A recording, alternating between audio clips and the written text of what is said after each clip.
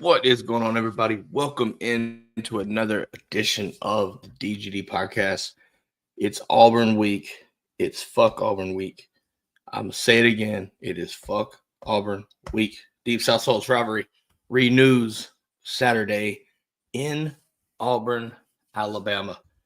Got our guy Scott over here, the Green Soldier, joining the show tonight to talk about this matchup. I'm looking forward to this because this is my game, Scott. I cannot stand Auburn. Everybody has Florida for the most part. I look at this game as a bigger rival to me than I do Florida. I can't stand them. I just can't stand them. For good reason, man. Auburn's no good. They're low down and dirty, so I'm all about it. Unfortunately, Still, I'm related to an Auburn grad, so the heat runs deep. that's unfortunate. I still wish I could come up and pop some shit with Nick Fairley, but I digress. Ain't my call there. But no, Georgia coming off of a win against Kentucky, Auburn off the bye week. And I think it's an interesting situation, right? Auburn's going to be the fan base specifically. There's a lot going into this game, right? First things first, it's a night game. Also, Cam Newton's getting his jersey retired. So that we know, I think we know this, the fan base is going to be ridiculous. I get that. I want to ask you this. Gunnar Stockton on the road again, right? Went up there week 3, handled Kentucky, right? Handled the crowd and everything. Do you expect something similar for him at Jordan-Hare tomorrow or Saturday? Excuse me. I think Gunner's growing into the quarterback situation, but a lot of people forget dude's just a gamer. Like he's got that grit to him. I think people kind of throw out way too much about stats and everything. And to be fair, even statistically, for what Gunner's been asked to do, he's really, really good. He's hyper efficient, runs the ball well when he's asked to run. He's starting to slide. He's starting to kind of evolve into look. I can't do what I was doing up in, you know, in North Georgia. Just this is not going to work. But in terms of grittiness, got to have it plays, clutch plays when he's asked to have it. I think Gunner's executed every single time. Heartbreaking drop by Taylor against Alabama. That ball was probably arguably one of the best deep balls I've seen in the last Hey, 3 seasons, including 25. He's able to deliver the home run shot. I like the fact that he took a risk against Kentucky. I know it's not the A-plus game everyone wanted to see, but they don't contextualize it. Hey, your third stringers are in the late third quarter, uh, fourth quarter. Like that's such an invaluable experience. But going back to what you said, I think is really critical is Auburn's coming off a bye week, and Auburn's trying to reestablish a legacy of being a legitimate rival to Georgia and Bama. I think they're more legitimate rivals to Bama than Georgia, just in terms of sequence. And this is not telling Auburn fans, look, you don't have a chance. It's just for whatever reason, the way things have flowed through, especially with Kirby Smart, outside of 2017, Georgia's dominated those games minus 2 contests, one of them being 23. That was a huge ask of Beck at the time. Similar situation going to Knoxville. Hey, look, this is a hostile environment. They're tired of losing to you. These coaches build their resume off of beating Georgia, especially at the helm of Kirby Smart. And so I don't question Gunner all that much. One, we don't ask a ton of him in terms of repetition of passing, but when we do ask him, he has delivered his piece of the puzzle. It's just more of, one, how's the offensive line going to hold up? I do think Auburn's vulnerable in the passing game if things have continued, if they didn't fix it in this bye week. But really, I like you said, this is going to be one of the most volatile environments that you're going to walk into. I think it's going to be on par with Knoxville, if not more, because you have that build up, that sequence of, hey, that loss to Oklahoma is kind of churning around and understanding, look, we're in a conference play. And to be fair, Georgia's not been nearly as dominant as you would have hoped defensively. And then that really puts the pressure on Gunner and the offense to be efficient. And that's the other thing I try to harp on to people is, look, man, if you're looking at this team and you're saying, oh, the offense this, Bobo this, you need to stop and look at how many opportunities or lack thereof they've had in the first quarter and first half against teams like Tennessee and Bama. think the biggest red flag is you had two very good quarterbacks. I would say ties entering the elite category have had for sure. legitimately perfect starts in what they wanted to do. That's a big, big red flag to what Glenn Schumann and that defense are unable to do. And so I think Gunner's fine. I think he's really building into something that can be really exciting if he returns next year. Really, really exciting. But the offense is really going to have to step up and be efficient and make every single play count. And you cannot have a slow start. It can be a grind it out, walk it down the field. I think that to me is more demoralizing. Sure, it doesn't have the fans all jumping up and out of their seats as Georgia fans, but you do that, it slows the game down and you start controlling and dictating the pace. And I think Gunner's a huge add to that. A little bit of quarterback run. I think that's something we're going to see from both teams. But no, I agree. I think Gunner's going to continue doing what he's doing and then add a little bit and make sure he keeps up that, hey, look, you're asking me to make this play in clutch moment, 4th and 6, um, 3rd and 3, whatever it has to be, he's going to make it. No, for sure. I think one of the things you talk about going on the road, even back to 23, right? We kept Auburn in that game. On paper, we were the far better team. And that was the game that Carson really grew up, kind of right in front of our eyes, if you will. I think now that Gunner's got the Tennessee game under his belt, I just get this feeling that Auburn can match that or maybe even surpass it. And I say that because, one, it's a night game. It's Jordan Hare. Excuse me, our guy Brandon Adams brought up that stat. Did you hear about that earlier this week? His grandpa, Gunner's grandpa, was arrested that night when they put the hoses out at Auburn. I thought that was hilarious to hear. But this runs deep, right? This rivalry does. So that's just a testament there. When I look at this offense, and we'll kind of compare the two here in just a second. The offense, at this point in time, I'm not necessarily worried about the offense.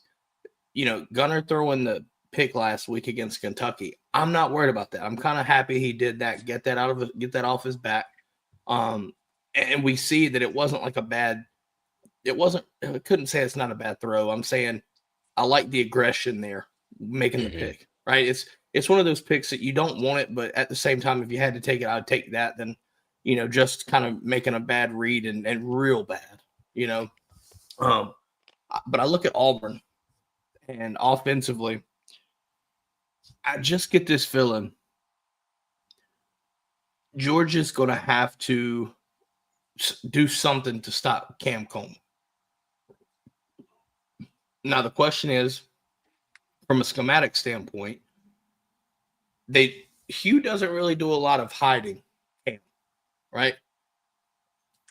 Georgia can scheme something there if you feel like you're worried about that. My thing is, I think people might be sleeping on this, but Singleton might be the name to watch.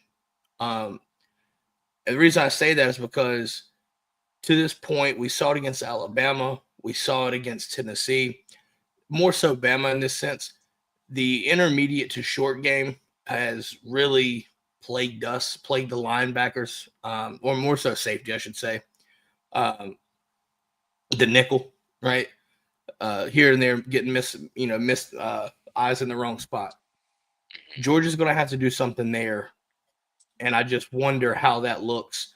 And it makes me concerned for Singleton. I think Georgia can scheme if they want Cam Coleman away, but I don't know what they do to stop Singleton. I mean, what are your thoughts? I mean, it's a great point. I mean, even against Oklahoma, I thought they tried to introduce Singleton in interesting ways. The jet motion to sweep, all those little things that they can do. And that's the thing I think people forget about this Auburn team is Jackson Arnold is coming away from a decimated Oklahoma team, mentally just kind of folded his cards in. That doesn't mean that continues to be the way against, for Auburn moving forward. I think he's shown that he does have the ability to throw the deep ball. It's just a matter of hitting it. Cam Coleman's just a monster. I think he's the best receiver in the SEC. I think when you turn the tape on, you just respect his resilience and how much effort he puts. Yeah, you can say, hey, he stopped running his route against Oklahoma, but look, man, people make mistakes. I mean, obviously, as Arnold continues to grow, Coleman's having to push, have push out an A+ effort and A+ play 99% of the time. And like because we all acknowledge that, you're absolutely right. The Cam Coleman's going to be circled on the scouting report, but Singleton is a special athlete too. I wouldn't be surprised if you see a lot of eye candy to build up to Singleton, either motioning to draw attention to kind of identify things to make life easier for Arnold, or if he's just phased in as, hey, look, you're going to bracket Coleman or you're going to hyper focus on him. I'm absolutely going to eat you and isolate someone and have them on an island against arguably one of the fastest in the conference. The biggest thing I think George is going to have to do defensively is actually offensively. I think they're going to have to start early with a death march and keep opportunities away from Auburn and make them desperate and force that home run shot versus phasing in Singleton to be hyper efficient and then just establishing that eye candy and over and over again. I do think the linebackers are less susceptible to it, but that doesn't mean they're not. The other youth, the edge play, the jack play, um, Star is going to have to be really, really phased in, and that's the thing. Tackling is going to count more now than ever because both Coleman and Singleton they get the ball. It's going to be really difficult to stop them in space. And like you said, the intermediate game is absolutely eating in. I think Schumann's gotten a really, really, really bad habit of not being hyper aggressive and understanding. Look, I can't prevent Yeah. everything. He tries to do a lot too much of, hey, I need to get my A to Z's and cover that, make sure everything that they have an opportunity to do is phased into how we're looking to stop them. You're just not going to do that. You're not going to do that at the collegiate level. You're not going to do that against Hugh Freeze, especially coming off a bye week. Hugh Freeze is tired of losing and being looked down on. I know Auburn is. So you have this huge investment and a bye week to build all that up and all this preparation. And bye weeks can be really tremendous. If you have a coach like Kalen DeBoer, to me, the best and out of the bye week by far, even though he's got real struggles adjusting in game, that can really build you up, but it also can kind of slow things down that you had momentum going into. But with this Auburn game, this Auburn team, when it is, how it falls, how young Georgia is, just overall as a team, I think this one is going to be another nail biter unless Georgia's really able to establish the run game and predominantly play defense by playing a lot of off, just limiting Jackson Arnold to, okay, you're going to have to hit several home run shots for us to let you back into this. But if say it is a back and forth, like we're assuming, I think Singleton's a huge asset. It's not being talked about as much. I do trust his coaching staff that they are because they played him when he was at Tech, and some of the Yeah. things he did at Georgia Tech were absolutely volatile, really Yes. hard to stop. And how imaginative Hugh Freeze gets with Singleton is going to be really important. And who he's matched up against. I think that's the thing that people forget about defenses is sometimes you can have the perfect play and then the pre-snap adjustment or an audible or a motion resets and reconfigures everything. And now man's not my man anymore. You are now on an island with Singleton, and that could just be a mismatch from hell, you know. I think the real X factor to mitigate all that stuff is you got to start eating up the backfield. You got to do what you haven't done all season. And And that's getting pressure and yeah, get that's home. getting pressure, just getting in the backfield anytime. Like you said, messing up that timing, making it really difficult on them to get what they want out of looks. And the thing that really concerns me is those open flats, that grass, edges and good jacks, man, they eat that up. They make it Yeah. really hard to do that. And now you're doing it against arguably one of the best guys in the conference if he has that opportunity, which is, Singleton.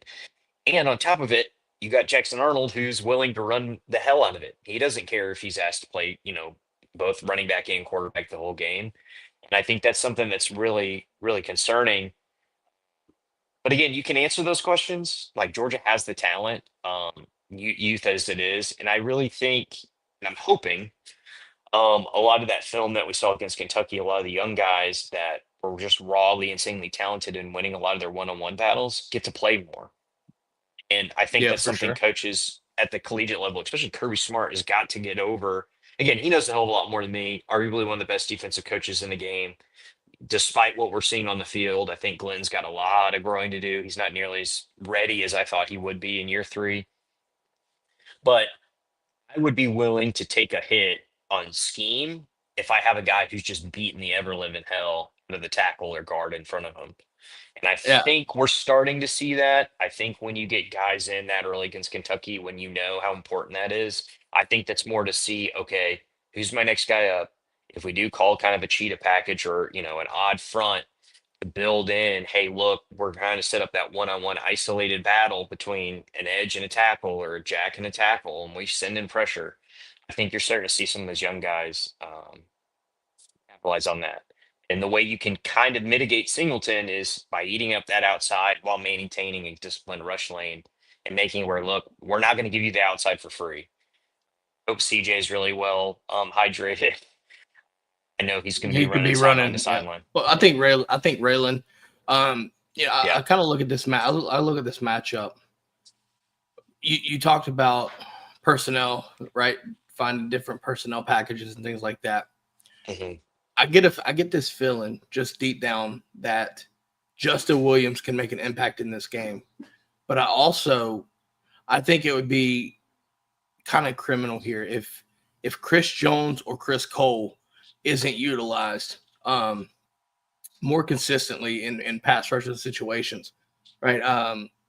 Just kind of running this RPO system, right? It's forcing these situations, right? There's going to be a lot of quick reads, right? Making him hold on to the ball is going to be key. But at the same time, interior pass rush can honestly mitigate some of that RPO too. And so we talk about the edge presence. But when I look at Kentucky last week, and I'm going to mention this name, and I think you'll like this, Nnamdi Ogboko got the sack this past week. I want to see guys like Elijah Griffin, and I want to see guys like, I'm going to say Elijah, and I think Christian Miller really needs to have this kind of game. I think this is that kind of game for him where Auburn has given up a ton of sacks, a ton. You have Auburn giving up a ton of sacks and Georgia not getting home. One of these things has to change Saturday. Which one will it be? I think that to me could be the X factor in this entire game.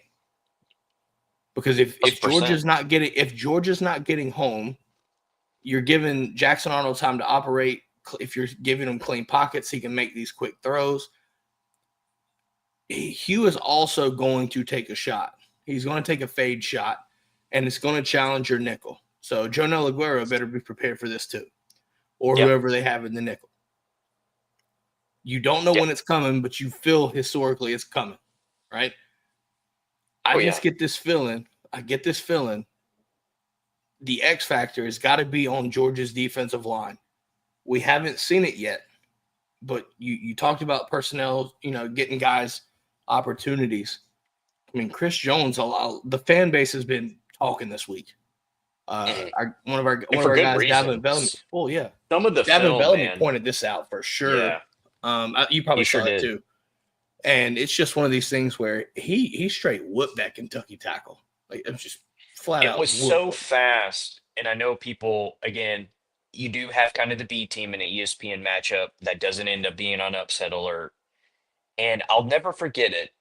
They were cutting to something to talk about a story or some extracurricular stuff that tied into the game somehow.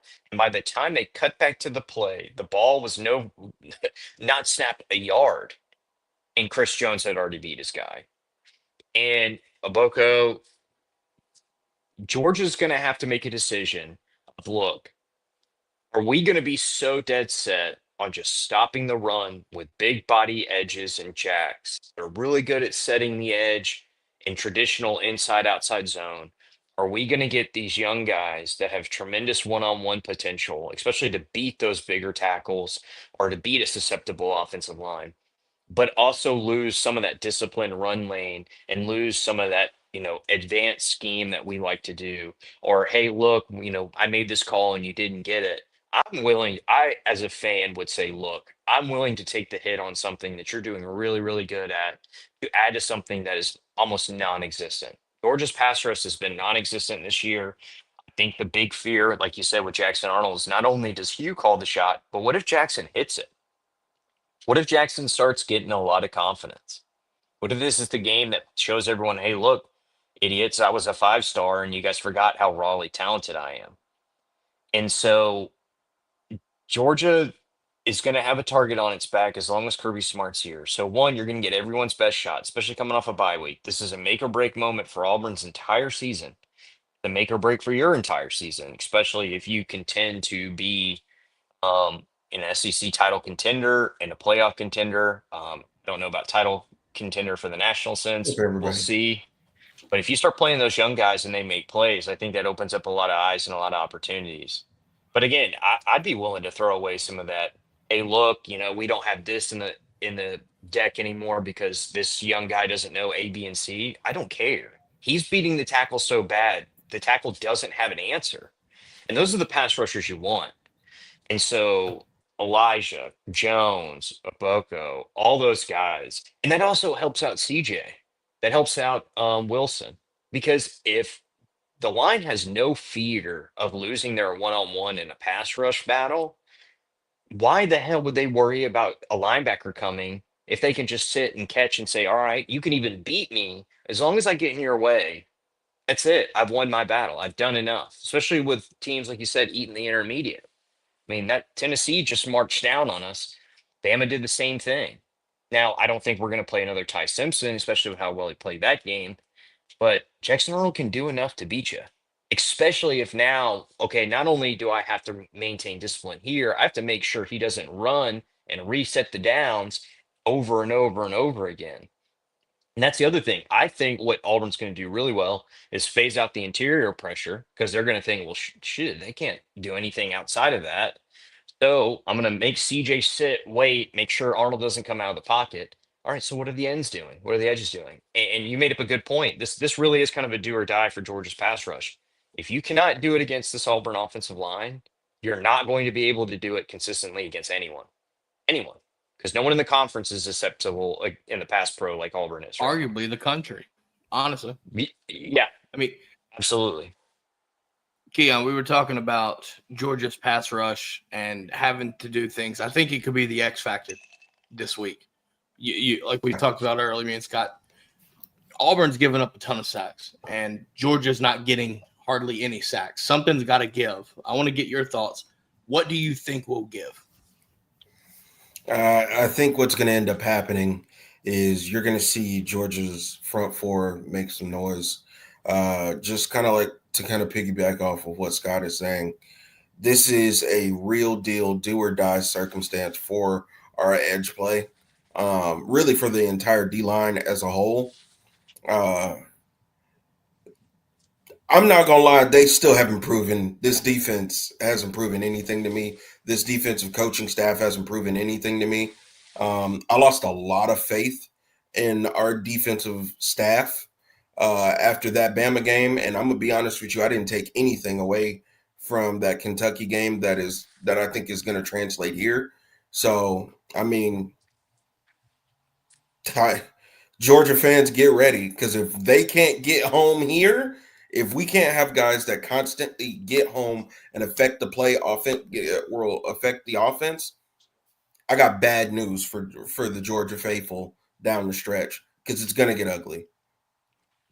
Very well could. Absolutely. And again, the thing that worries me even more, Keon, is Arnold is willing to run it as much as he it doesn't matter. Exactly. And so people don't understand, even just getting in the presence of the quarterback, that speeds up their internal clock. And a lot of the things people kind of throw away and they get mad, oh, we missed the sack there, or oh, he didn't break down and got chucked. It doesn't matter. That's a win. That quarterback now knows, okay, you can get to me. Right. And I would be okay if we only get 2 sacks. If we get 3, that would be awesome. I want to know the pressure rate. Right. If he's got to drop back, and this is a quarterback that's trying to find his rhythm and trying to get confidence, and he's running a freeze offense, and freeze is not very friendly in terms of, I'm going to provide you all these options, but I really only want you to pick between 2. He's going to give you an entire table's worth, a buffet of options, and sometimes overwhelm you. add to that, add to his problems. And I completely agree. I hate to say this. I've lost not just a ton of confidence, I've lost all confidence in defensive staff because Georgia was known for setting the terms, not only physically, obviously having that elite front seven, that's not going to be seen again. But this is where I throw that bullcrap out. Okay, you had Jalen Carter and Nolan Smith in 22. It wasn't Walker, Carter, Davis, Wyatt.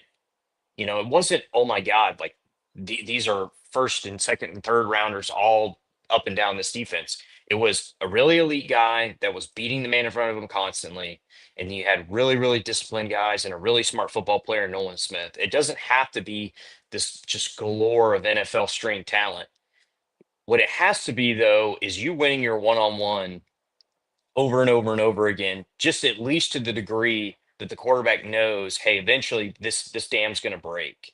I'm not going to be able just to sit back, make a sandwich, make my read, call the audible. It's going to have to speed up his clock because, again, Rob made a good point.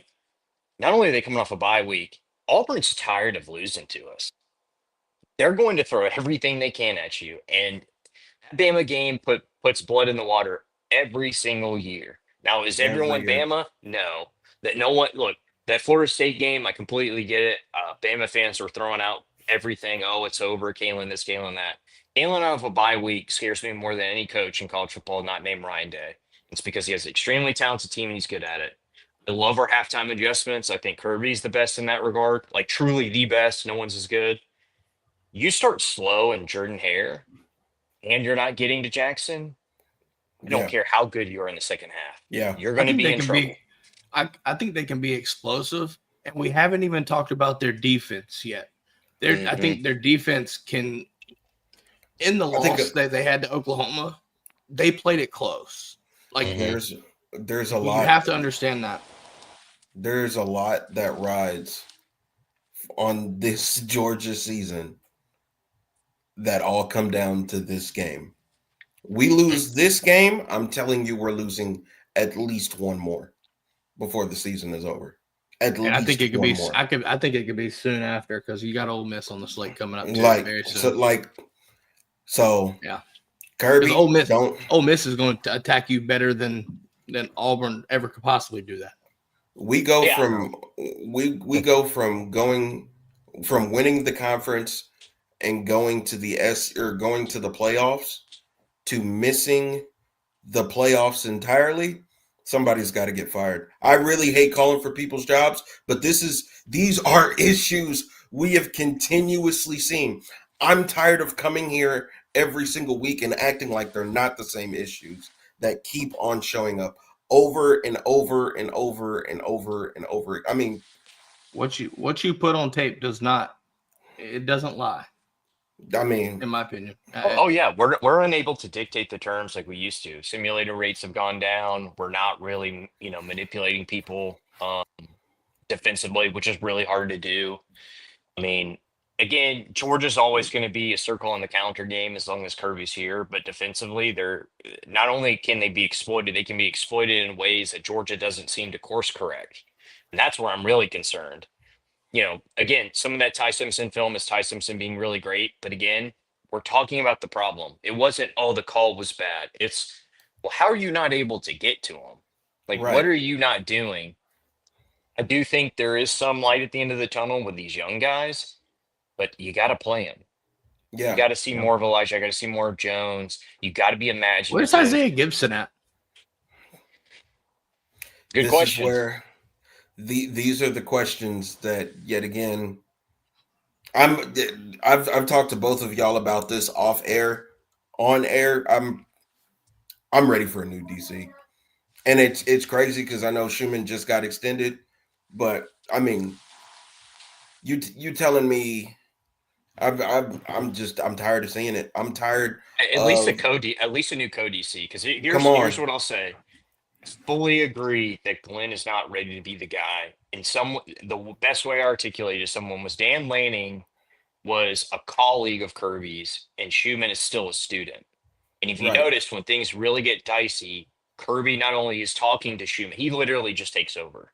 Literally. Glenn is just throwing in hand signals. He's basically the clipboard guy.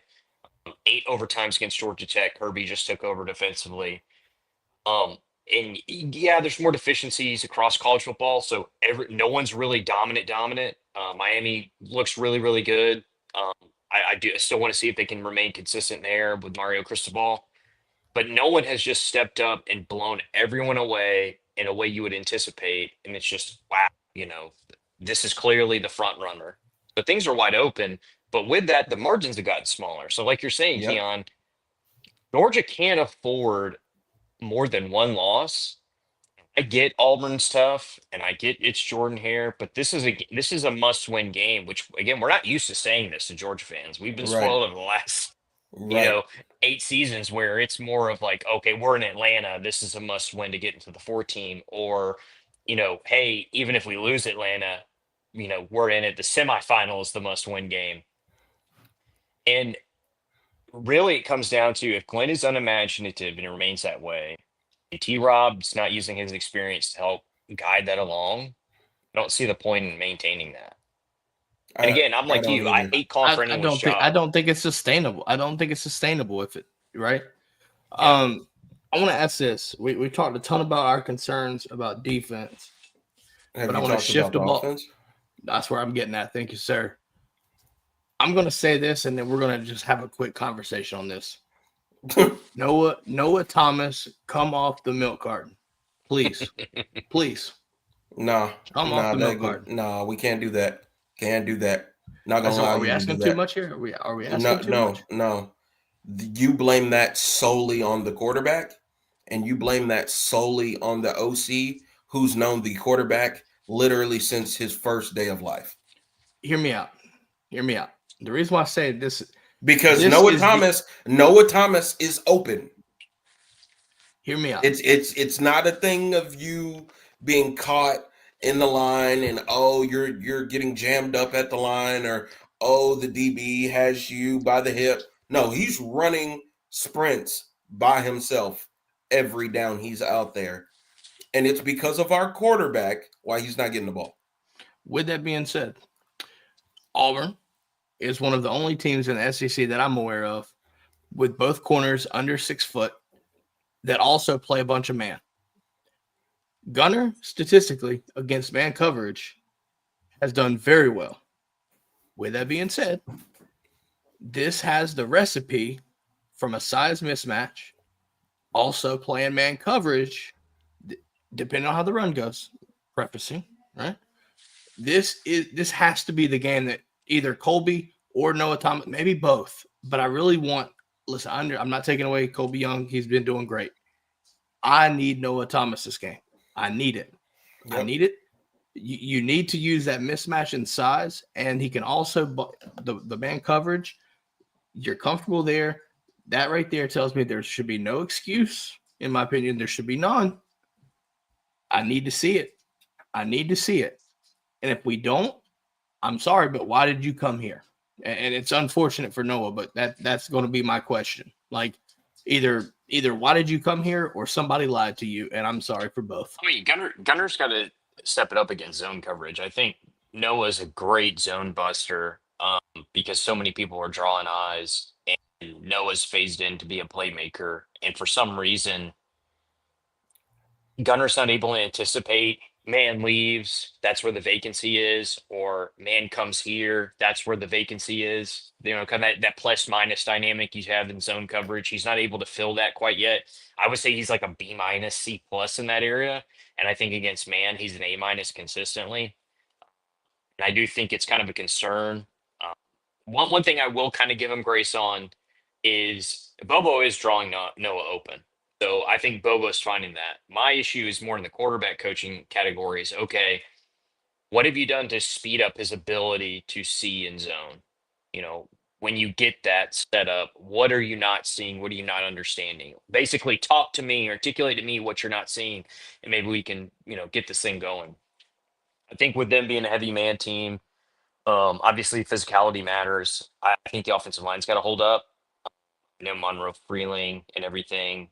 We'll I think he's see. probable or questionable. Yeah, Excuse me, still questionable. I think Him, he's questionable on the official yeah. release. I do think the run game helps out a lot. I think that's Oh, it something most that, certainly does. yeah, I think that's going to have to be really, really phased in. And I think the offensive line's going to have to find a way to hold up for play action. And I think Noah needs to be 1-2 primary read on a few things and start phasing him as your home run killer, not just, Zachariah Branch, especially with Taylor having his issue.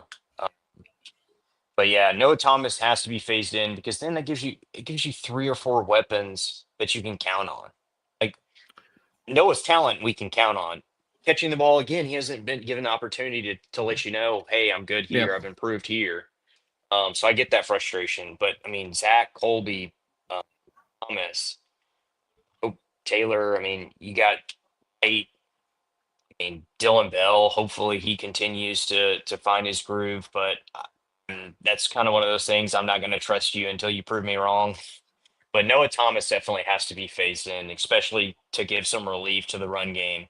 The one thing I will say though, what's really surprised me and made me really happy this season is Georgia's ability just to run regardless. Like it's oh that old man, school Georgia it's thing of like, I don't care if you're stacking the box or running a short 6th or 7th man. we move We're gonna you, run we on you. run the ball. Yeah, Yeah, I Yeah. mean, I will say, I'll say this too, guys. I think something that we haven't talked about yet, but we're still in this realm. I find it very comforting, but I still have hesitation. The utilization of the tight ends last week. I think that was something we needed to see. Would y'all agree? yes, and I think that's something that you got to continue with. I think a lot of that still comes down to, yet again, Yep. I You're don't, I right, don't. Keon. I already know what you're gonna say, and you're 100% right. Watch one play from Kentucky. Unfortunately, as OIC, Rob, I was playing, pew pew on the range for the Army at the Army's expense. There you go. That's fun. And I watched a highlight, and either on the interception or some deep shot that Gunner missed, I saw Oscar Delp 1-on-1 with a star, and he beat him. Yes, And so, again, I'm going to give Gunner a lot of grace here because I earnestly believe it's less Gunner and more of the coach and articulating to him, hey, look, we got to emphasize what you're missing as much as you're hitting. The misses are there and they're free points. A lot of opportunities against Bama too, where guys are open. And to yep, me, I think we all agree here.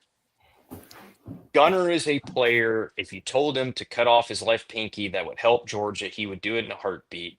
So who is not sitting down and talking to him to walk him through? Hey, look, man, you're hitting A, but you're missing B. B is actually a home run shot that's being set up later on in the game. And the tight ends, again, Oscar is forgotten about because he had the yips last year because he had so many drops. And obviously Beck started dialing away from him obviously he didn't like using tight ends all that much anyways, but that was another part of it. It's like, damn, dude, I give you 5 opportunities and you drop it. I'm not going to give you those 5 opportunities. It's going to cut down to 2, maybe 1. Gunner has to use the rest of the season to say, look, not only Noah, but across the board, I'm missing this, this, and this. What is the defense doing? And really hyper focus in on, all right, how do I mitigate those misses? Because all he's got to do is fix, let's say, a third of it. A third. You fix a third of that throughout the season. I'm telling you, Georgia will average about 6 to 7 more points a game. And that's huge. And the aggregate, that's right. massive. It's massive. It's Right. massive in the context of the averages. Do y'all know what we average a game? Let me look it up for you, boss. I think I know I'm it's going to be take a mid shot. 30s if I had to. I'm going to say about 34 at this point. Just taking a guess. Keon, do you want to take a guess while Scott pulls that up for us? Yeah, I'm gonna say 33 points. I'm gonna say 33 points. I still think that's respectable, but at the same time, I think it can be better, and we've talked about that, right? Just you got to see these things. And listen, I think Auburn could be I think this game's going to be close, but I kind of want to. I just want to see us be efficient like we did Tennessee, right? The efficiency. It's yeah. Oh, and here's because we've been harping on what we got to improve, So you're absolutely right, Rob. Me and you hit it on the head. 34.6. Damn. Obviously, Ooh. Kirby doesn't bully lesser teams, so I would love to see what it is against Power Five competition. If it makes anyone feel better, Miami's averaging 35. So, guys, again, this is new college football. Those days are long gone of teams scoring 60 and being in the top five takes 48 points a game. Unless Those you're in the days, Big Ten. Unless you're in the Big Ten where you're Hey, yeah, wait, playing hey, Purdue. y'all stop talking about the non-conference games. Stop. Yeah, no. But see, honestly, Scott and Rob, what really is concerning to me that I look at is just honestly, I felt like Gunner would be better than what we've already seen um, this season, especially just dating off of what we saw in the Notre Dame game. I feel like there was a regression from that point to now. I think we're seeing it.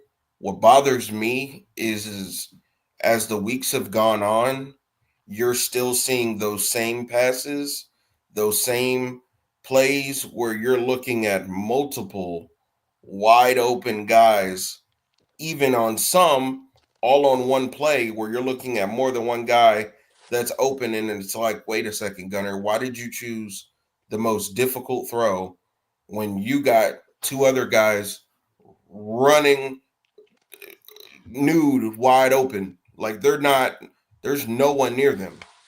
I will say And this, Keon, to that point.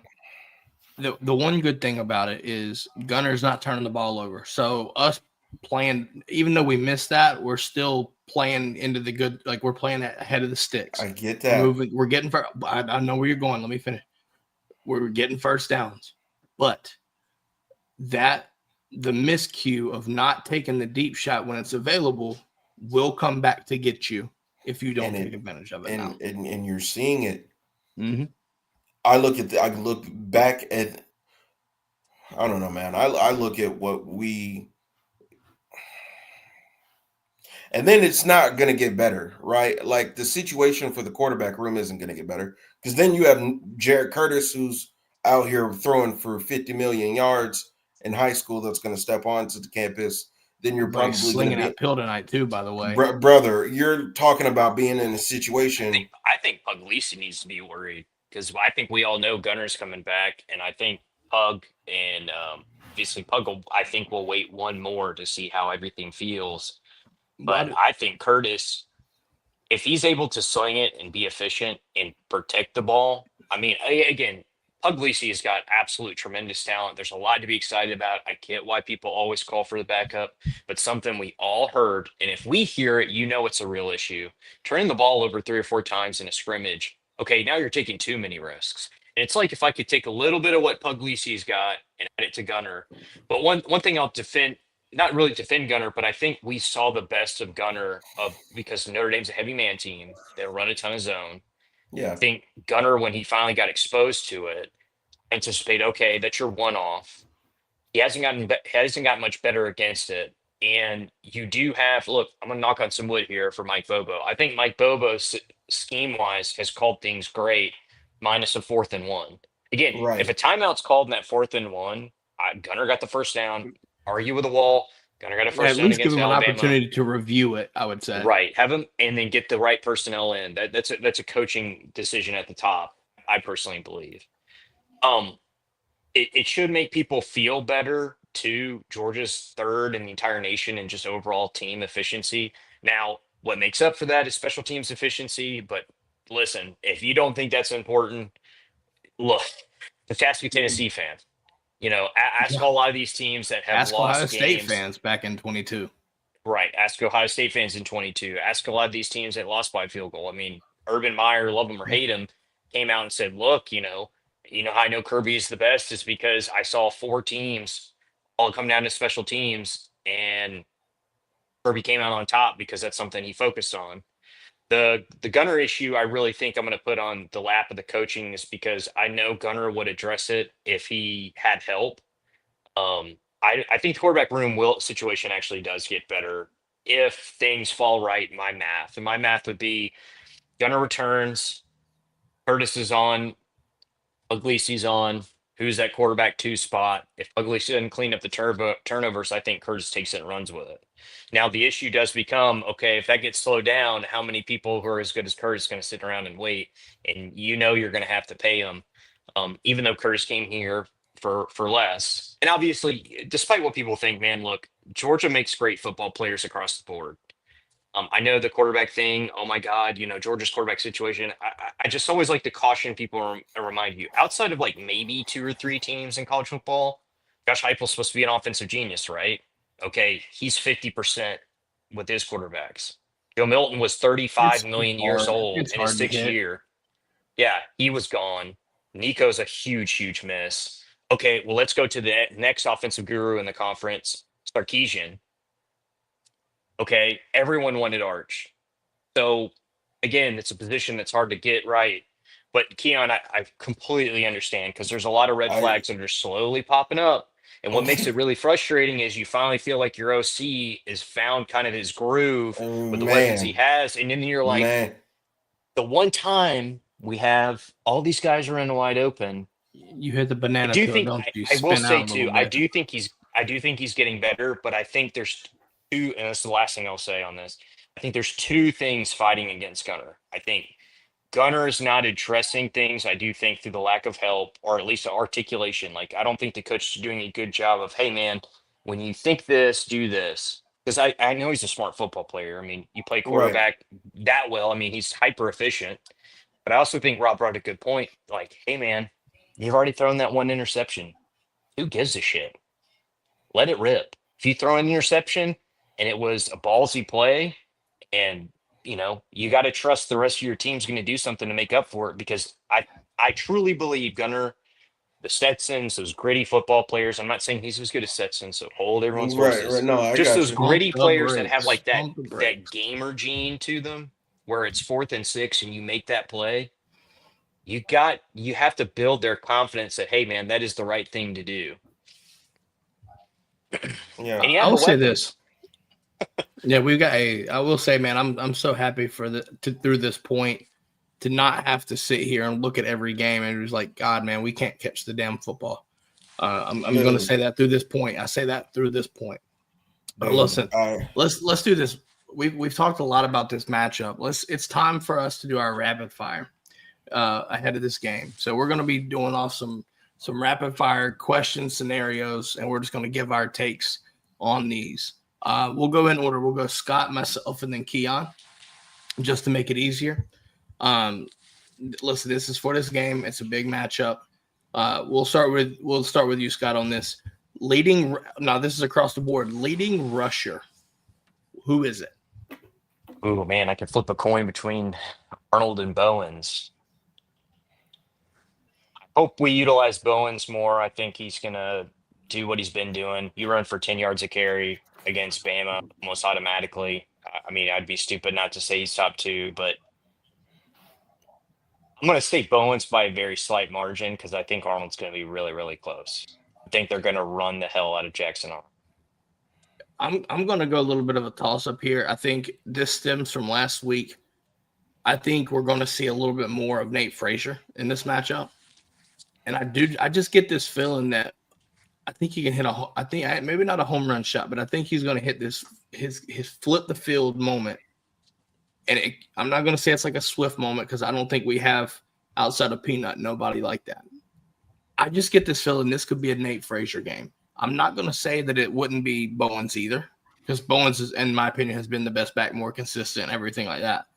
I just get this feeling that Nate Frazier could kind of right some wrongs and listen, and maybe build some momentum off of the fact that he didn't turn the ball over last game. Continue that, right? Continue that, earn some more carries back, if you will, and be that amazing compliment to Chauncey Bowens right now. And if that's the case, I think Nate Frazier can come in and kind of provide that extra little boost and just hit a hole and go.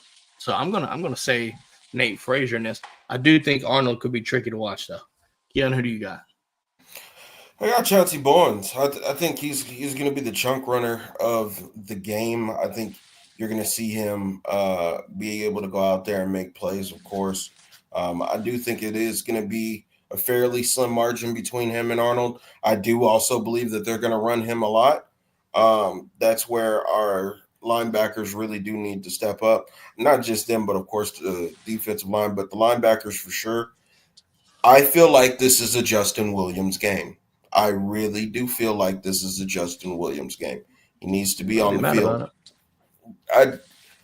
Dude, my biggest and I know I've been ranting a lot, but I just want to let it be known. My biggest issue with this team offensively and defensively, we don't understand our personnel because they're so young. And for that, I understand, right? You got to see guys in different circumstances just so you can fully understand what it is that you're working with. But this guy, Justin Williams, I'm telling you, he's made for the big time moments. He's made for those. All right, boys, leading passer. Is it going to be Jackson Arnold or is it going to be Gunnar Stockton? Would lean towards Gunnar Stockton. Because I think even though we talked about Singleton being phased in since Cam Coleman's going to draw so many eyes, I think a lot of it's going to be through jet sweeps and getting guys into grass and a lot of handoffs just because they're going to want to grind things down and limit Georgia's offensive opportunities, especially with how bad Georgia's first half trends have been, with how slow defensively they've started. Because, again, best defense against Georgia's offense is going to be keeping them off the field. That's just the most surefire way to do it. And just to go back to Keon's last thing, absolutely agree. I think some young guy's going to be the X factor. Whether or not you play him is going to hinge a lot. If you dominate this game, slightly win it, slightly lose it. And I think you're going to have to start trusting the young guys because a lot of them are winning too many. They're winning too many one-on-ones against starting teams as A, B, and C, whoever, for you not to start phasing them in serious playing time. But no, I think it's going to be Gunnar Stockton. I think it'll be Gunnar as well. I think it's going to be close, though, and I'll tell you why. Gunnar against man coverage. If Auburn sticks to man coverage and they don't make any changes, if similar to what Tennessee did, I think Gunnar will hit some vertical shots, and I think he'll connect on more than he'll miss. However, I do have questions about the RPO system. I have in regards to just pure passing opportunities, right? Georgia's ability to run the ball, if we're competent like we continue to be, right? If we continue to be running the ball like we have, I think that does pose a threat in regards to a pure passing yardage standpoint. Add that in the fact that the RPO system is kind of built to make short throw, right? Like I could see a situation where, right, Gunnar gets out passed, if you will. I just think if he takes advantage of these man coverage opportunities, especially vertically, I think it happens, and I think Gunnar gets the yardage advantage there. Keon, I'm assuming you're saying Gunnar as well? Yeah, I feel like if it's not Gunnar, we're probably not going to win this game. I mean, unless we just run the ball like crazy. That's a good metric to go by. I agree. Because that's the thing I was telling Rob, Keon, is Jackson's still trying to build his confidence, but in a much bigger way than a lot of other quarterbacks at that age group. You know, you played a lot of football last year, and it was just so chaotic and so messy. It actually kind of drowned you in quicksand. And Gunnar's in a situation where it's like, okay, your average is this, and if you don't hit that, then we're in big trouble. And I completely agree. I think, passing yards is something the metric could buy. Right. This is the fun one here, boys. Leading receiver, who is it? I mean, Colby Young, this is just your time to shine. You're taller than anybody on the defense that doesn't have their fucking hand in the dirt. Let's just be honest. If Gunnar can hit you in the forehead with the football, you should be able to catch every single ball that gets thrown. Scott, who are you going with this one? I'd say Colby Young, or if it's going to be a breakaway, Zachariah Branch. I'd hope to say someone like Taylor if he was healthy, or one of those young explosive guys, but I'd have to pick Colby Young. Is going to be your do-it-all. Plus, he's really physical. Like all of Auburn's deficiencies, they play hard, they hit hard. That's the reason I think they kept in the Oklahoma game, because Oklahoma's really good, guys. Like anyone who's playing them this year, you might as well give up that blank idea that you're just going to walk in there and it's a guaranteed win. Like Mateer coming back and all that. And that's kind of the X factor we don't metric and we don't put, out there as a stat is, how physical a team is. That's Right. where I think Colby Young's going to take it away and be your workhorse, because I have seen 4 or 5, including linebackers, hit that man out in space, and he just does shit. Right. See, both of y'all are gonna go with Colby. I'm going opposite. I'm going fucking Noah Thomas. And if I down the hill, I down the hill.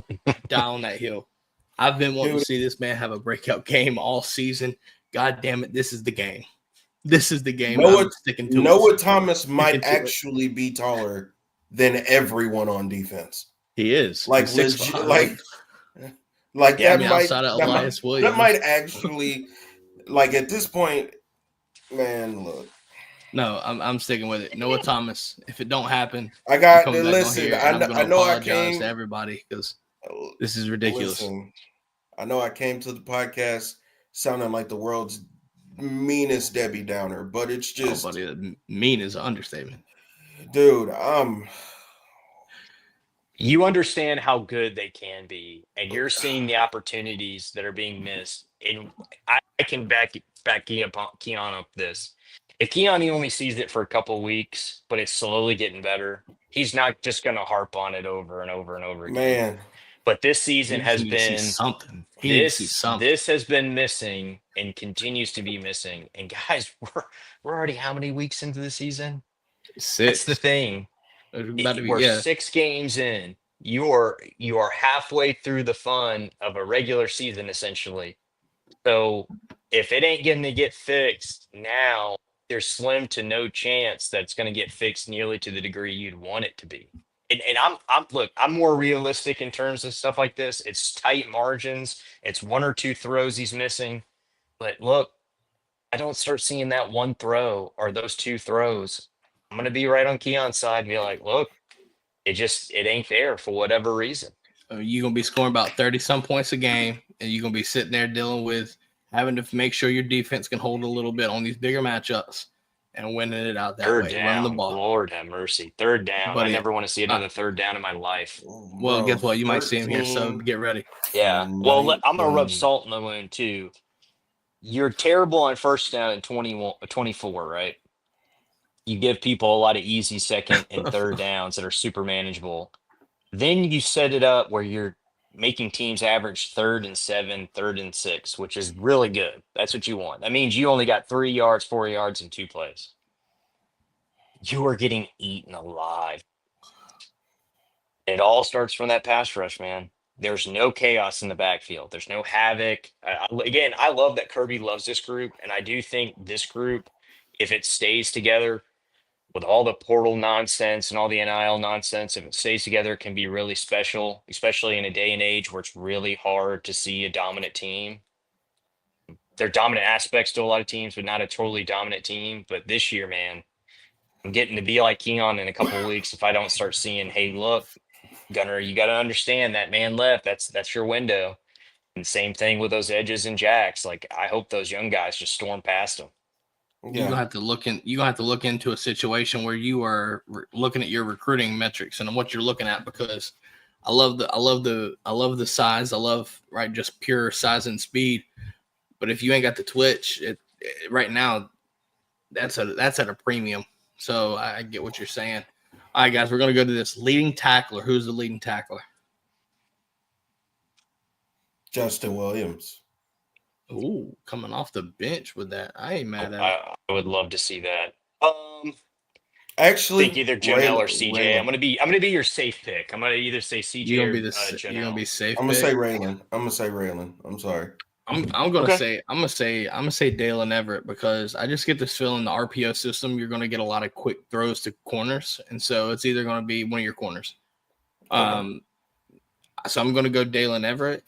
I know it sounds kind of crazy. Maybe you might be wrong. You might see a safety, right? You might see a safety there, because if they try to run, there you go. But if not, maybe they try to run slants on RPO, lead you in the middle of the field. There's your safeties. Yeah, that's why Janelle's my second one, because again, that flat's going to be active, especially field side. Then that means they're going to try to. If Janelle's going to be that guy, Scott, I need to see him be that free safety, like it was in high school.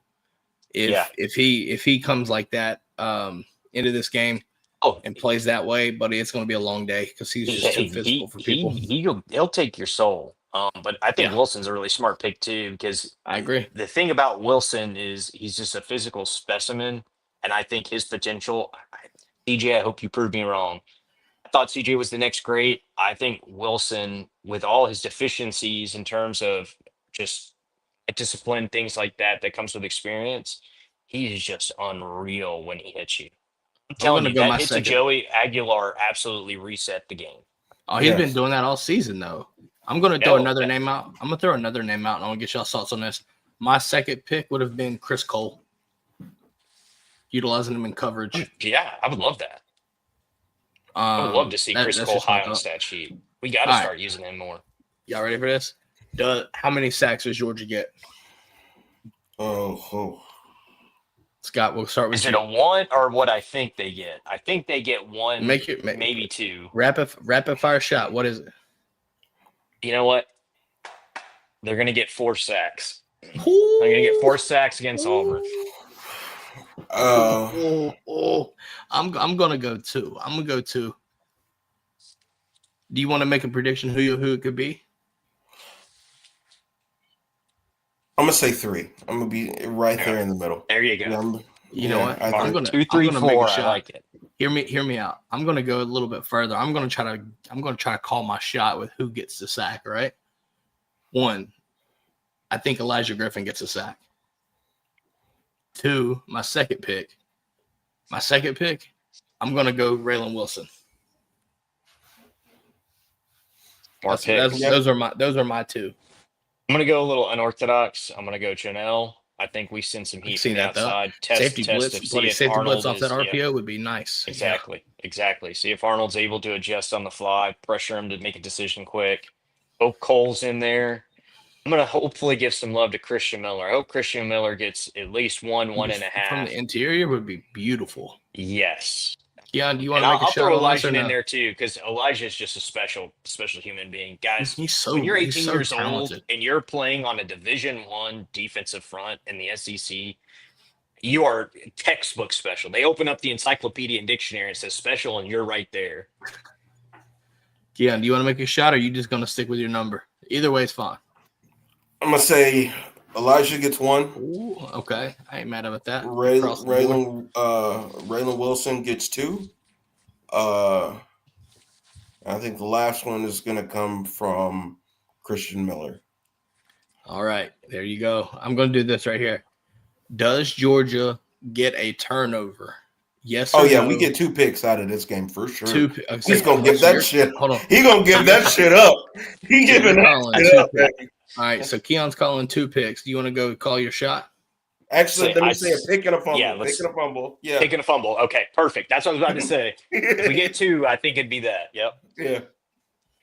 I'll be safe. I'll say 1. I do think we get a fumble. I think with them slinging it around, trying to make decisions fast, I do think Georgia's really good against the run, and I think that's going to force a lot of pressure on a team that's not been able to pass consistently when they need to. They can't pass it. Like, they can hit you, but they haven't been able just to walk it down nearly as well as you'd hope. I think here we go, boys. I got a pick and a fumble, and here's how it's going to happen. You ready for this? Okay. First things first. We're going to get a fumble off of a strip sack from Raylan Wilson. Later, when they're forcing the ball, I think it's a tip drill to KJ Bolden. I got Ellis Robinson getting the pick. Love it. They get that guy some confidence. All right, let's see. Sanjay got a good question here, guys. If we win this game, what's our worst case record? 10-2? Question mark? Yes. No. Yes. I'm going to go 9-3. 9-3 still? Okay. And the reason why I say that is this. Depending on what it looks like, right? Because you're already at 2 losses if you lose to Auburn. Oh, wait, if we win this game. Excuse me, I read that wrong. If we win this game, I was about to be like, wait a second. Where'd the second loss come from? No, you're good. Let's scratch that. It is. I think it is 10. I think it is 10-2 if we lose or if we win this game. Excuse me. For some reason, my brain said if we lost.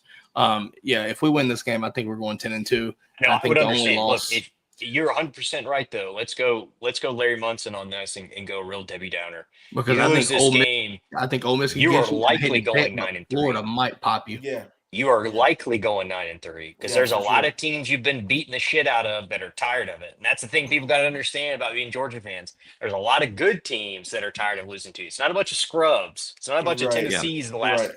25 years and Florida the last 4. It's a lot of good teams out there. I do think Florida, if they get confidence, they're a dangerous team. Again, I don't trust Billy. Billy's been very consistent, and when he plays Kirby, he plays him tough. And then all of a sudden, there's a 2 or 3 play sequence where you're just like, I know high school coaches that can outcoach that. And then the dominoes fall, and Florida's been very susceptible to letting the dominoes fall. But they could turn it around. They have the talent. One thing I'll say about Trinidad and Ole Miss, talking about giving it up. Look, I love gunslingers.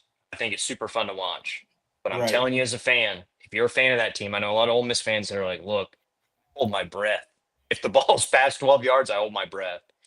So, but you win this one, guys, I'm telling you, because it's Jordan Hare.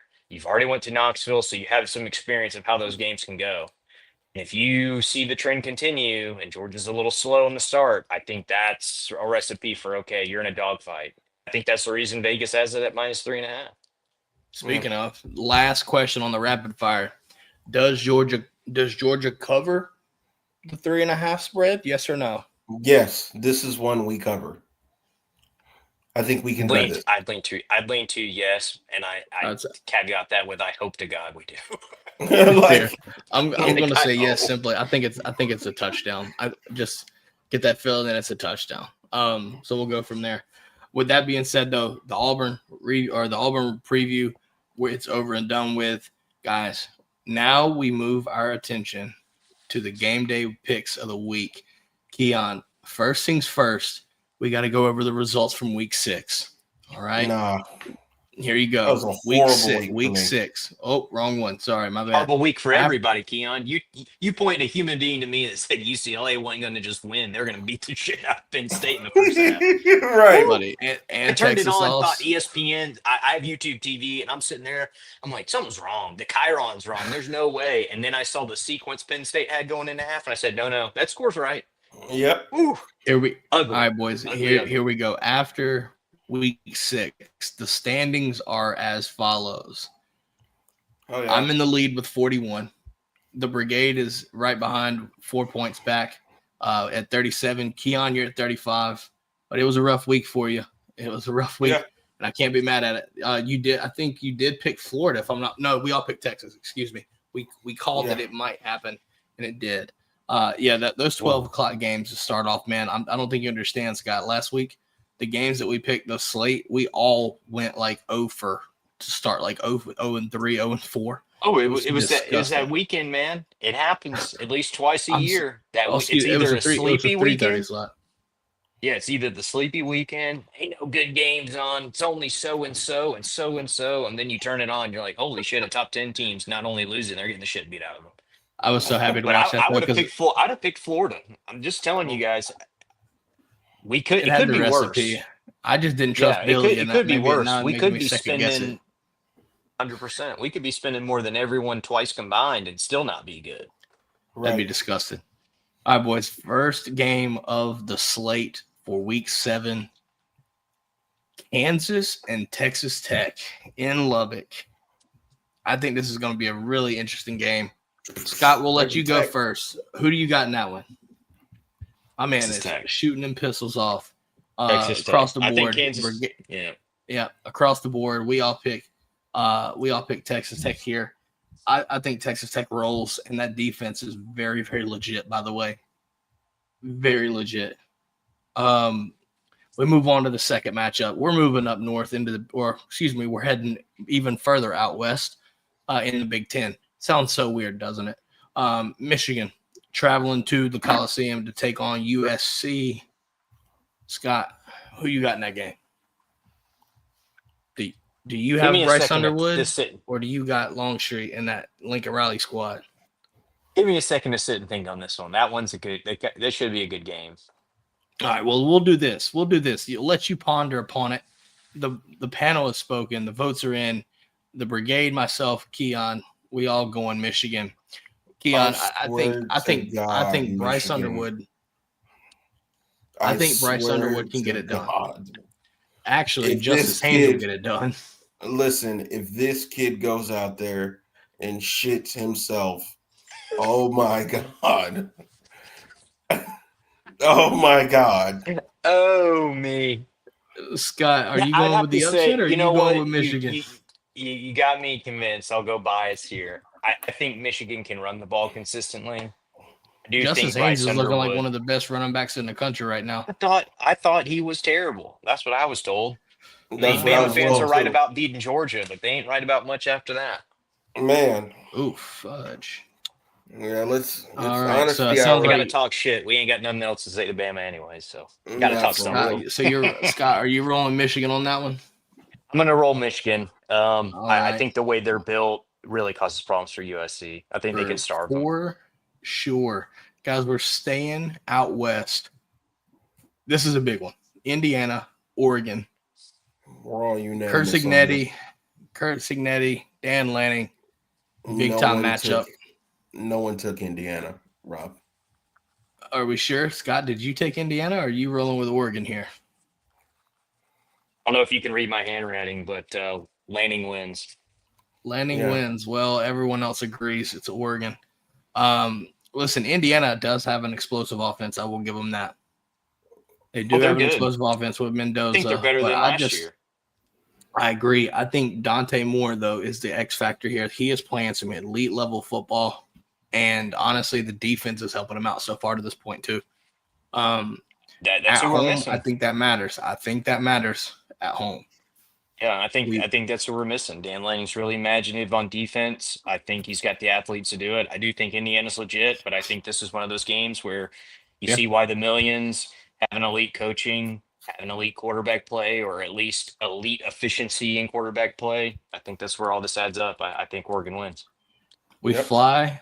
We get on the Ducks and we fly back east to Champaign, Illinois, where the Illinois Fighting Illini are hosting the Ohio State Buckeyes, the number one team in the country. I'm going to let you know right now, it's a clean sweep across our board. Scott, who do you got in this one? You don't even have to ask. It's those darn Scarlet Buckeyes. It's some buck nuts. There you go. All right, boys, we are, from this point on, we are SEC bound and we stay within the confines. First one, this hurts to say. The pit bossless Arkansas Razorbacks going to Neyland, and honestly, I'm going to let it be known right now, the Hogs are being led to slaughter. All right, Tennessee's about to just put them in a buzzsaw and just crucify them. It's going to it gets nasty. Yeah. Not only does Chris Brazzell and that offense click on all cylinders this game, I'm calling it. The defense just puts Taylor Green in 3 hours of hell. I really agree on that. What makes it worse, Rob, watching Arkansas against Notre Dame be down by one score and have one busted coverage, and their heads were hung like they already knew the game was about to be a blowout. Yep. I mean, I think this looks like that within the first two offensive series. I think they get out I think they go 14-0 quick, and then they never even come close to looking back. Yeah. This one's going to be dicey, boys. Alabama goes to Missouri. 11 Central game, by the way, for Alabama. 11 Central. Man, I've been out of the loop. Listen, I picked Alabama to win. This game could be a shocker. I'm just putting that out there. And they got over Vanderbilt, so that's the key. I'm across the board. I think it's Bama, but Scott, I'm gonna let you pick here. And the reason my logic for Alabama, Ty Simpson's playing elite football too. Yeah, that's the only forgiveness Glenn Schumann's going to get from me is some of that stuff that Ty Simpson did. But what's going to be discussing is the fact that you've got Darius Smith and you've got Damon Wilson on their edges, and they get home a lot. That's someone we're missing a lot more than I was hoping we would. Obviously, and happy for him. Glad he's doing well. I'm like Keon. Look, Alabama should and likely will win this game, but it's college football. Kalen DeBoer, for some reason, against lesser talented teams in weird spot, and it's an away game. When all that comes into play, there's just something that's a huge deficiency in his resume. So I would not be surprised if I turn it on and this thing's a dogfight. But I'd also not be surprised if Alabama is just controlling and walks away with a 10-plus point win. But I think it's kind of only those two extremes. So I'm going to pick Bama to win, but that's one I'm going to watch closely. There you go. Especially with an 11 a.m. Oh, yeah, it's a nooner for noon Eastern. Keon, this is going to be fun. Florida goes to Texas A&M after knocking off Texas. Okay. I don't know who I picked in this game, so let's just show. Let's show everybody. Yeah. Let's show everybody so you know. Keon, you picked. Oh yeah. I'm standing by that. You're gonna stand by that? I like it. Yeah, I like it. Yeah. Until Dean shows me he can win an away game. I hate Florida too. Listen, I'm telling you right now. Hear me out. Everybody's going to look at that Florida defense versus Marcel Reed. I'm looking at it the exact opposite. That A&M defense is disgusting in their own right, and they can. Now, listen. To be fair, on the exact opposite side, Dallas Wilson had himself a damn game against Texas. Had himself a game. Coming out party, if you will. The question is, do we trust Billy enough to let it happen on the road? Because that's well over 100,000 ever in Kyle Field. 103, 104 easy. Yeah, it's 100. It's 100 plus. I think it's the second largest. Knoxville's the only one that surpasses it. Listen, A&M is finally a top 5 team. Yep. A&M has been known to fuck up as a top 5 team, top 10 team. Yeah. For this sake, that's their modern legacy, Rob. Right. Fair. I think the defense at home can get it done. I think the pressure can get to them. By the way, we didn't talk about this. Well, we talked about it Monday. I'm sorry. 35 pressures for that Florida defense against Arch Manning last week. 35 pressures? Man, I'm telling you guys, I'm 2 weeks behind. Listen. That explains that game, pressures, but Texas only attempted the ball to run it 10 times that game. No, that's a fact. Arkegian, baby.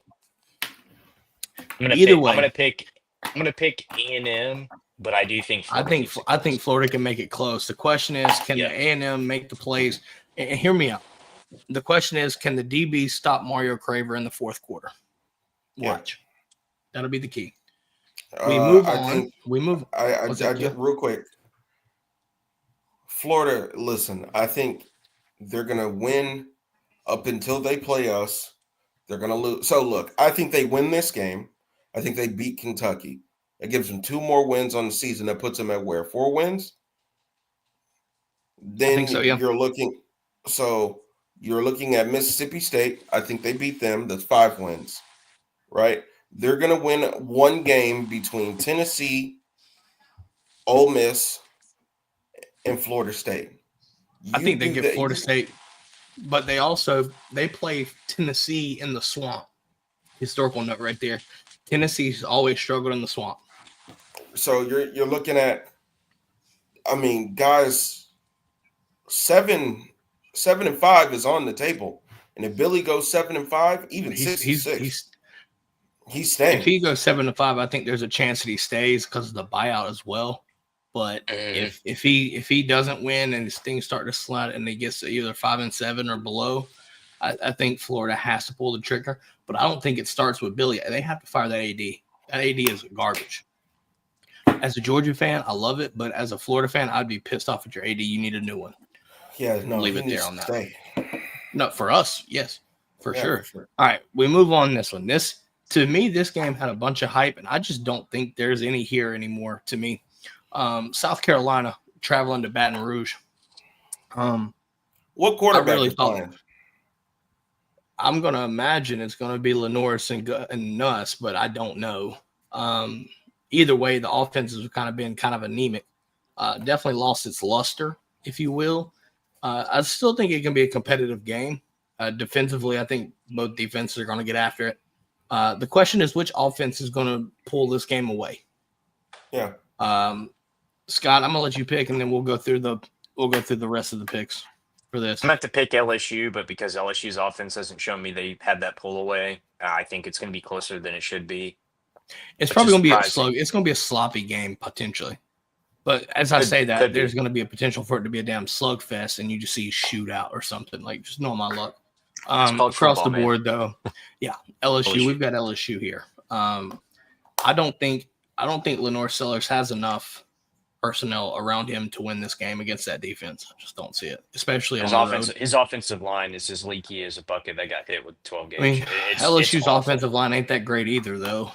No, but they're not that bad. Well, I'm telling you guys. Well, and Aaron Anderson, LSU's leading receiver, Aaron Anderson's out, I think, or doubtful. So could be, I think they still need to use. Well, is Trey Dez still healthy or no? Their tight end, not sure. Big tight end. Either way, not sure. I think that's a game for Caden Durham to try to break out. You got to use them. Yeah. We move over into this one, boys. This is gonna be fun. Red River shootout. Ooh. It sounds like Mateer might be playing or give it a go. And that to me changes everything. Oh, there we go. That's what I wanted to see. I was going to say, me and Keon are going to have well, hold on. Keon's from Texas, so there's a vendetta here. here. Look. He warned me. I said, look, I don't like Texas fans because 2018, they overhyped a win that they barely won. We didn't have guys, and I made excuses, but some of them were legit. Because that's when Kirby did that whole look. You're not fucking practicing. Sorry, I apologize for the language. You're not practicing. No. He don't know the show. If you think you're gonna play, you're not gonna play in the bowl game. That shit's done and away with. I'm telling you, man. I think Oklahoma has a lot of answers that Texas just does not have in response. And that Oklahoma defensive front looks a lot like a Georgia front used to look to me. Yeah, and I'm gonna be all the way honest. Keep in mind too. Go ahead, Ken. To be all the way honest with you, man, that damn Oklahoma offense is something crazy. And you got to understand, this is Brett Venables, right? Their receivers are healthy. They can run the ball, and they've got Mateer if he's healthy. But and even then, with the backup quarterback, he's a defensive-minded head coach. He don't give a damn about that offense. That defense is going to bite every single time with him. And you are seeing – first, do y'all know how difficult it is to get 10 sacks in a video game? They did this shit in real life. That's crazy. I'm going to be letting know right now. They have depth in an age where you can't have depth. Like, man, it's unreal. Like, you'll see a rotation of jerseys, and you're thinking, "Oh, this will drop off, and this drop off," and it's the same result. But that's what happens when you have recruiting at a tick too, though. That's going to keep it that way too. But see, that's what happens when you deal with a lot of injuries, and you go in the off season, and your backups ended up being your starters because your starters were hurt. So you go into the off season, and now you have your backups pushing your starters, the starters pushing backups. Now the whole defense comes to a whole nother level of which it wasn't playing at the year before. I just think bad luck becomes good luck. Yep. Yeah, and I just think that this is going to be Arch and Sark is about to walk into a buzzsaw, and they have no idea what's coming for them. Yeah, I got this right here, man. Listen, all of us across the board here have Oklahoma. I think the struggles of Texas's offense. What we saw against Florida, Oklahoma's defense is just as good, if not better. And I think that struggle continues unless Sark makes changes to the schematics, which I just don't trust that. You don't have Cedric Baxter again. Arch Manning made some plays, but the offensive line is so bad. Right. So bad. And the one problem you don't want to have is a bad offensive line against Oklahoma. Yeah. And Rob, real quick, I just want to confirm this. I think he can get nasty. Didn't Texas have something like net 25 yards going into the third quarter on like their that may be series? The case. I don't know the specifics on that, but I know it was something unreal. It was disgusting to watch that game. Oh, Scott, so the pressures that Texas gave up to Florida, last time they did anything like that happened to them was us in Austin. Sounds about right. Yeah. So we've all unanimously got Oklahoma on this one, boys. Sounds about right. All right. With that being said, you know what time it is. It's Georgia Auburn. listen, Jordan Hare, 7:30, ABC, I think it is. Going to be a good one. I'm going to let it be known we've got a clean sweep. We spoiled it a little bit. We've got a clean sweep. Scott, do you got Auburn or do you got Georgia? Georgia should win. I think Georgia can win. I'm not going to answer will Georgia win. I think Keon made a good point of this is a real crux moment for Georgia's season. Either catapult you into, look, you answered a lot of questions that we had. Even if you didn't, you found a way to win. Winning cures everything. I do think Georgia will win if we see a lot of young guys and we see a lot of one-on-one battles that have not been being won, win. And Keon, Rob, I know we all agree on this. This is the team to do it against. Because you need to. This offensive line doesn't have a lot of answers for what you can do, and you're going to have to show me you can. Agreed. With that being said, out of all 10, here you go. This is what we've got for the official Week 7 picks, guys. You heard Scott there. Obviously not pictured here, but this is for the rankings. Obviously, guys, this is a big deal. Week 7 is in the books.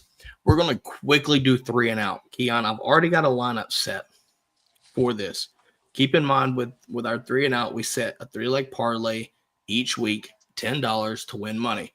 That money at the end of the season goes towards Bulldogs battling breast cancer. So try to win it out. Let's see what happens. Keon, I set up a pre-show 3-leg parlay, and I want to get your thoughts on this. And if it's good, we'll set it up. So based off of this, I've got UCLA money line at Michigan State. I got UCLA. No. I got UCLA. You don't like it? No. You don't think they can beat it Michigan State? No. Okay. I got App State minus 2.5 at Georgia State. Yeah, I like that. And I got Georgia minus 3.5 at Auburn. So I like that. Take out UCLA. We're gonna take that out. Yes. Add in Oklahoma. You want Oklahoma, Texas? All right. We're gonna set that up. Hold on one second. What's the line on Oklahoma, Texas? Actually, I don't know. I will tell you when I find it. Hold on one second. I got you, man. Oklahoma, Texas. Oklahoma is a 1.5 point favorite right now. Yeah, I was going to say late money came in. I know Texas was favored a little bit. Well, once the material news came in, I think that's what happened. Yeah. So with that being said, Keon, do we want to go Oklahoma covering the points, or do we want to go over under the total is 44.5? Oklahoma covering the points. Covering the points. We add it there. Okay. So with that being said, the App State minus 2.5 at Georgia State, the Georgia 3.5 spread, and the Oklahoma minus 1.5. $10 wager gets you $73.96 after a 30% profit boost on FanDuel. So we're going to place that. We're going to place that now, which we just did. It is placed. There's your 3 and out for the week. Keep up with the graphics on social media for the official numbers, and you see it. Make sure you put the parlay in the right way for those that may not tune in right now. Also subject to change. Also for the gambling folks, take Oregon. I don't think that's going to be particularly close, like at all. I could see that. I don't even know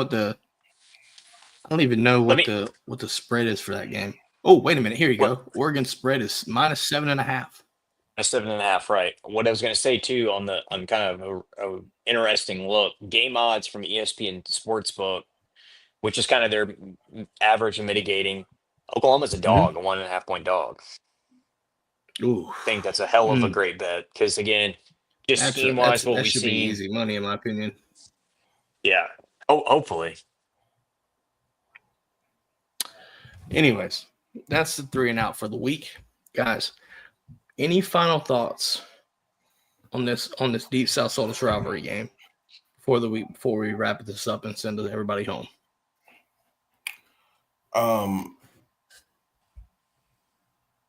Let's run the scoreboard up. I mean, honestly, let's embarrass them going into that halftime celebration for Cam Newton. Let him know what his legacy is. Let him know what the team is today. Let's just go out there and kick the shit out of them, honestly.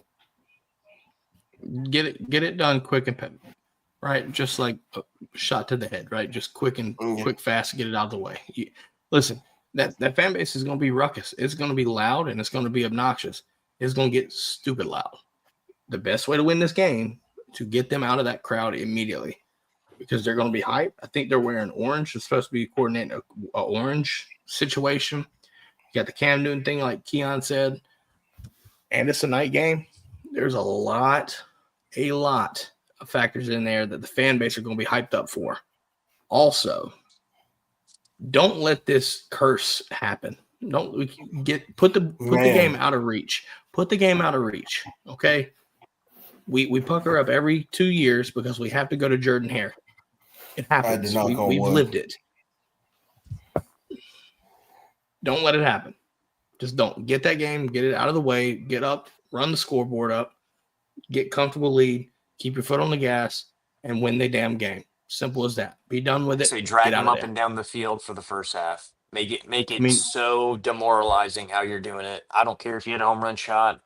I want you to slow walk it down the field. I got something. And just eat them alive. Where they look at and the OC says, I only got 2 chances, coach, to make something happen. I'm calling a bold prediction right here. I'm feeling it. Feeling this. There will be a Georgia Death March Saturday. There's going to be, I feel it, and it might go for 70 plus. Just might. It just might. And I think it's going to, hold on, let me think about this. Early fourth quarter is when it's going to happen. I'm feeling New clock rules make it possible. Early fourth quarter is not outside of the realm of possibility. I think you'll be up 10 points and then knock it out that way. Yeah. I think you'll get 10 yards and just death march the shit out of it. Scott, any final thoughts, man? Georgia, I don't need you guys to hit a home run. I need you to slow walk them into the deep side of the ocean and drown them. In defense, for the love of God, Kirby Smart is your head coach. Show people what this defense can be, at least for this game and a few others. No, seriously. I'm tired of seeing some of these head-scratching moments. It's time to be aggressive, play with reckless abandon. I don't care if you give up something by a bad call. I care if you give up something because you're trying to prevent everything. You can't. Just eat them alive. Please, for the love of God, don't replicate what we heard over social media earlier this week over the mic. All right, don't do it. What the fuck are we doing on defense? I swear to God.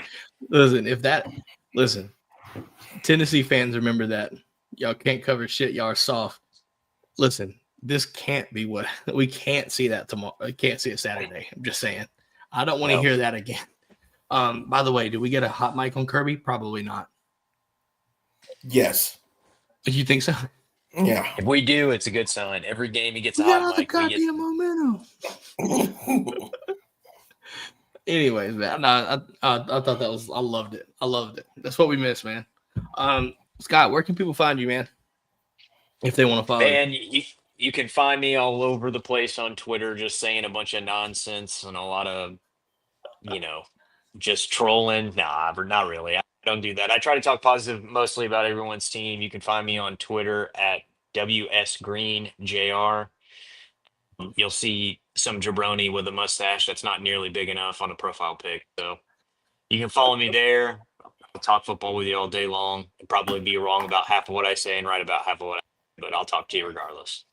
Yeah, no, for sure. Man, listen, also make sure, folks, if you like, follow, subscribe, rate us and review us, go check out our friends over at Bark Performance. Yes. Go to barkperformance.com. Use code DGD Podcast 10. Get 10% off your first order. My suggestion is this.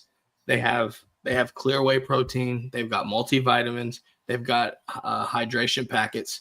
They got three delicious flavors. They got a berry flavor, lemon lime, and they've got a peach. My opinion, the berry is delicious. The Just saying right there, but they support us, so we support those that support us. Shout out to our friends over at Bark Performance. Hey, listen, it's a night game tomorrow, so we know y'all going to be drinking them potent potables, and the best way to do it is to stay hydrated with Bark Performance while you do it, okay? Listen, you're going to save yourself a hangover. We know how this goes, okay? We just know. Just know how this goes. Just know how it goes. Got to stay hydrated, absolutely. Folks. I do want to say this before we close out. Georgia fans, if you're going to go, be loud, enjoy the environment, enjoy the game. To the team, to the coaches, just 4 quarters. Give me 4 solid quarters of you just going out season's there. Coming. Nah, but listen, y'all got to go out there. You got 1 helmet, 2 pads, knock they shit loose, okay? This gotta, I mean, God, come on. Somebody gotta, we got to see a hit out there to make us question if he's still blinking. Like, we got to where's see Greg it. Blue when you need him? Man, Raylan Wilson, I need you to just channel your inner Vontaze Burfict. I need one of these Auburn players to get a little bit too close to the dog cage and him just come out there. Like, I just need violence from the moment the coin toss. All right, we got 2 teams. Fuck them. Like, I just need we need to be angry, Scott. We need to be angry. Listen, I'm going to end this off the right way, okay? But first, if you're listening to this, I'm going to give you a split second here to earmuff your kids because I'm about to tell you what I feel, all right? First, fuck Auburn. Second, fuck what they stand for. Third, Juan, I'm sorry. I'll talk to you Monday, but it's fuck Auburn for right now. Even with Ash there, I'm sorry. 4, fuck Auburn. 5, no, seriously, fuck Auburn. And what they stand for sure. With that being said, boys, that's all we got for the show. Beat the shit out of Auburn. Hunting seasons get coming up. Hey, listen, go hunting tomorrow. Please do. For the love of God, kill a tiger for me. I need scalps. All right. Get the fucking tiger, bring it home. Just do that. Or the eagle. Shit, I don't know what they are. Shoot them both. Get them both. I mean, hell, I don't know what to tell you. Well, no, I don't do the eagle. It's unpatriotic. Don't do that. Don't do that. Either way, that's all we've got, folks. Tune in Monday. Got the Auburn review. Regardless of what happens, we'll catch y'all next time. Go Dogs. Go Dogs. Go Dogs.